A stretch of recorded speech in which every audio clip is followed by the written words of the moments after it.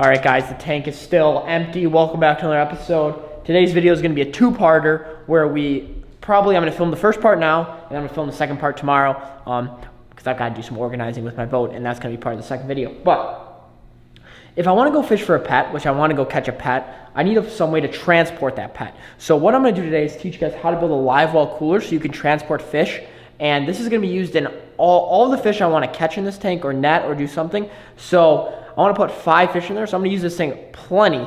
So let's see. Let's show you guys how to make a live well cooler, and Matt's going to help me. This is a super easy process.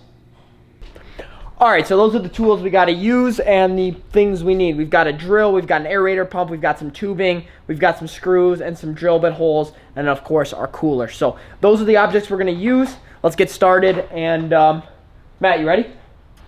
Some wrenches. Necessities. Some wrenches. We need those wrenches. So we are going to be building it right here, and yeah, let's let the building process begin. All right, so the first step is you're going to need a little aerator pump. This aerator pump connects, we're just going to connect this right now. It connects to this hose and then connects to this.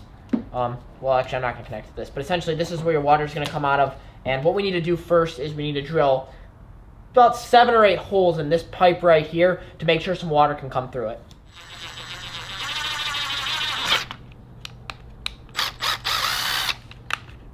That's all you want, huh? That's perfect size.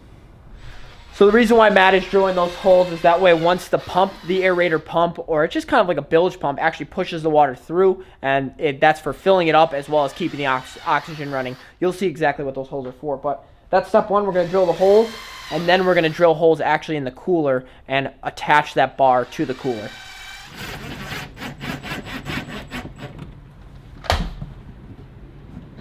So essentially we just attach this bar to the bracket with 2 little clamps, and now our bar is in place. And now we're going to just tilt this so that our holes are spraying the water perfectly. And it's perfect. It's tight enough to where we can spin this, but it'll stay in place.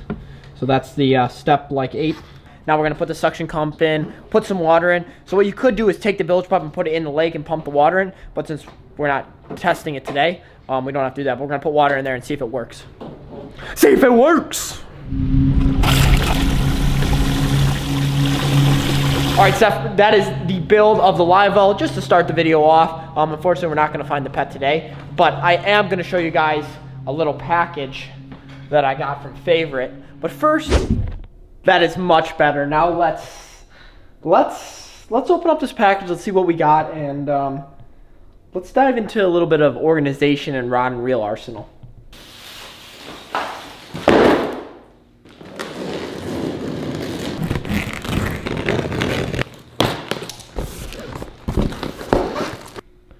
Look at all those beautiful rods.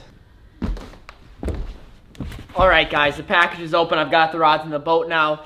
It has literally been about 4 years. I did a rod and reel arsenal video when I was in high school. Here's a clip from that. Welcome back to another episode of AP Bassin. I'm going to be making a video on my 2013 rod and reel arsenal. I got a couple requests for this, so I just thought I'd make it. Just start off with the first rod. It's a Dobbin Savory Series, and it's 6'9", medium to medium light. I truly have no idea why that video was in black and white, but that was 2013. That was back in the day, and yeah, so I haven't done one since then. I thought I'd do one now, and since I got a bunch of new favorite rods, and I thought this was a perfect time to do it. Most of these rods are rods I've already used. There's a few new rods I'm trying out, which I'll tell you guys what those rods are. But yeah, let's get into this rod and reel arsenal. I'm just going to start off with my reels real quick. I love the old green machines. These are Shimano's. They don't make these anymore. This is the best reel they ever made. My opinion, of course. My reels are starting to grind, though, because they are like 5 years old. So anyways, I got a bunch of those. Here's a Daiwa. I've also got some other reels that the team's been working on that I can't show you here just yet. But this is what I've used. I've used these reels for years now. Just a bunch of old Shimano's. And then this reel, I get a lot of questions about this reel. This is a reel I actually bought overseas. You can't even buy this reel in the States. It's called a Vanquish. the spinning reel I love to use as well. So that's kind of this. Here's an Abu. I got a whole bunch. Like I got a hodgepodge of reels. But yeah, it's just stuff I've used since day one. So let's get into the rods now. And this is rod 1. I'm going to make this quick, simple. I've got 15 rods to go through. I don't want to bore you guys too much, but this is rod number 1.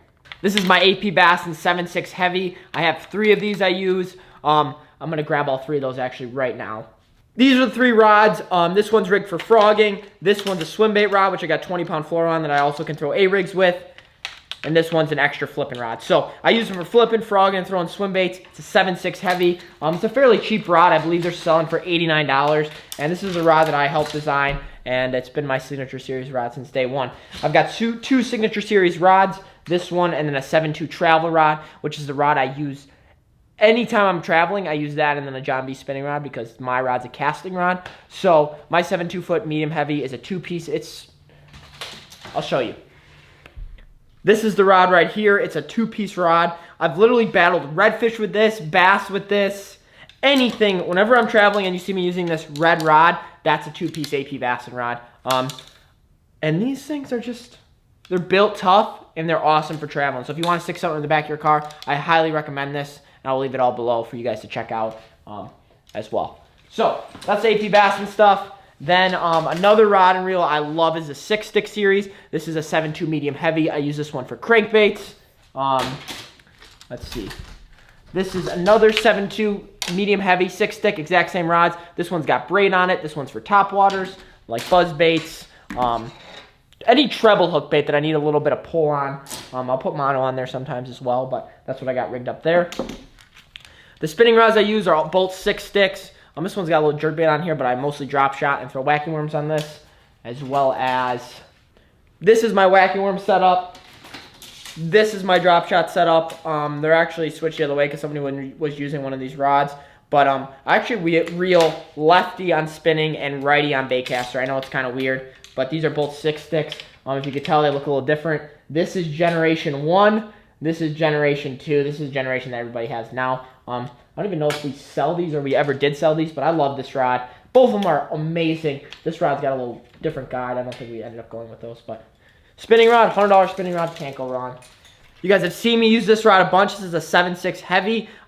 It's a little bit not as, I'd call it a medium heavy. This rod is a little bit less heavy than my rod, and I love to throw a chatterbait on this. This is my amazing chatterbait setup that I've been using and catching a bunch of big fish on. Another 6-stick with a trap on there. Love to throw 6-stick crankbait rods. You guys have also seen me using the 7-foot Heavy a lot. This is a jig rod that I love to use.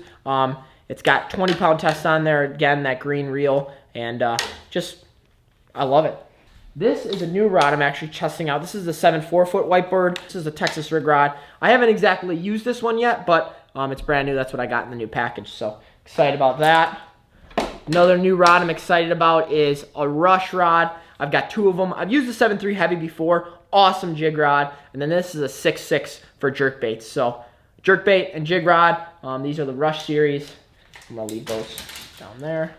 And then the last rod is this new 711 Big Sexy. This is going to be for flipping big weights. Mostly if I go back down to Florida or anything where heavy cover is needed. That's what I'll be using. So right there is kind of my setup. Almost forgot this. This is an absolute 6-foot rod. This is awesome for crappies. I put this rod in my boat in case I run into some crappies or some walleyes. I've done some videos up in Canada where I've jigged with this and caught big walleyes on it. So that's another rod right there. But I've got some Lunkers rods in there, some JB rods. I've got some Lake Fork Eye, Flares rods over there too. That's stuff that I swap in and use time to time. But what I just showed you is the main rods that I'm going to be rocking in 2019 when I'm fishing the tour. Just kidding, I'm not fishing the tour. When I'm making YouTube videos, I will be using those rods. And yeah, what else do I have over in this garage? Got a bunch of Googan baits right there in that bin. So yeah, my garage is decently organized. I've got still some stuff to go through. Extra reels right there, some line right here. OG bag. This is actually all Matt's stuff, Matt's gear. All Matt's gear. Well, Matt's got a lot of gear. A lot of stuff in here. Some rain suits. Well, hopefully you guys enjoyed today's video. We did build a live well and showed you my rod and reel arsenal. Tomorrow is the day we get the pet, so the next video we're going to go fishing for a pet. I can't promise that we're going to catch one, but I can promise that we're going to try. We're going to try and film a video with the new cooler we built at the beginning of this episode. So thanks again to Favorite for helping out with this video, for sponsoring it, and sponsoring this channel all year long. They're a huge asset to what I do. So thanks to them. If you guys want to check out any of the rods, I will leave them below. And let me know if you guys want similar videos like this, maybe some tackle arsenal. This was definitely a video I haven't made, obviously, in 5 years. So, yeah, hopefully you guys enjoyed, and we'll catch you guys in the next episode of AP Bassin.